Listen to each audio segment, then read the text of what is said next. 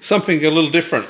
I've been lucky enough or unlucky enough to get this Evo, and I think it's about a 2000 model. It's a Tommi Makinen edition. It's a Japanese import to Australia. I think the owners had it for, don't quote me, 12 years, something like that. And it's been sitting, I don't know how long it's been sitting for a long time. So it arrived today on a flat top, and I'm going to get it going. It's so it's silver. It's apparently all original. Those wheels are original. They look pretty old school. So first thing I'm going to do is I'm going to spend some of his money getting it detailed inside and out. I hate working on dirty cars, so we'll get it pristine. I'm just charging the battery because it will not go, because it's been sitting for years and years and years. I think the battery's had it, so I'll get a new battery in the next couple of days. It's got some pretty fancy plumbing work on here, which I really don't understand, but I'll have to get schooled pretty quick. I know that's a brace. It's had some fancy radiator fitted and some fancy air cleaner.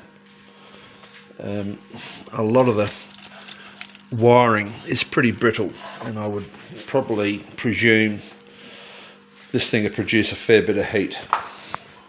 One thing I am impressed with, let me get my hand out of the way, it's got some fair sized Brembos on it. It's 4-wheel drive. That front skirt, that's completely, that's all standard. The car is completely standard. Excuse me. This is the only thing I understand, old school. So that works well, doesn't it? It's got a car cover, and if you look in the back here, there's some pretty heavy duty bracing going on there. Just throw this down, and a wing, that looks pretty good. And it's got a huge big rabbit burrow type muffler exhaust on it. I'm led to believe it's all completely standard. It's got a rear wiper, that's pretty flash. And inside, this actually works. You can see it. It's in really good condition. It's got a couple of different gauges on it. That there, apparently you press buttons and it does 1,000 kilometers an hour. Or if you just want to run it on E10, you can run it on E10. Anyway, I don't know what this shit is. I don't know how many kilometers it's done, but the steering wheel is like brand new. The interior is perfect. I'd say absolutely bloody perfect. It's a really good little thing, actually. It's got no wear marks on it. I think this thing probably not worth $1 million, but the paint's good because it's been stored. This thing's been sitting. Those wheels are original, I've been told. I don't know what the rear brakes are like. Actually, they look a little bit fancy too. That'll be interesting to see what they are, because where the bleeders are, no, maybe they're just ordinary ones, I'm not sure. But if we go around here, it's a yeah, Tommi Makinen edition. Japanese import, silver, 4-wheel drive. I'm presuming it's a 5-speed. I'm pretty sure it wouldn't be a 6-speed. Let me have a quick look. I'm not 100% sure. No, nothing there. But I'll